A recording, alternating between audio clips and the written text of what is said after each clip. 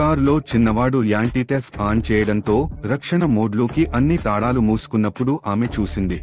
మహిళ భయంతో చెక్క తీసుకుని విండో ఆపాలని యత్నించగా అది పగిలి లోపలికి దూకింది. బాగా మూసిన తలుపులను ఆమె మొబైల్తోనే తెరిచింది. ఆమె అరవగా అర్థం లేని చిన్నవాడు భయంతో ఫోన్తో సిస్టంను అన్లాక్ చేయమని నేలకు కుప్పకూల్చాడు. అది చూసి ఆ మహిళ భయాందోళనతో నిలబడి అరవింది. ఎవరూ లేకాయని భావించి రాయి తీసి కార్ గాజును చీరగట్టేందుకు ప్రయత్నించింది. అది చూసి ఆ చిన్న పిల్లవాడు గబ్బరిస్తూ ఏడవడం మొదలు పెట్టాడు. గాజుపై ప్రభావం లేకపోవడంతో ఆ మహిళ తన బిడ్డను దాచుకుని సబ్స్టేషన్ కి సహాయం కోసం పరుగులు తీస్తుంది.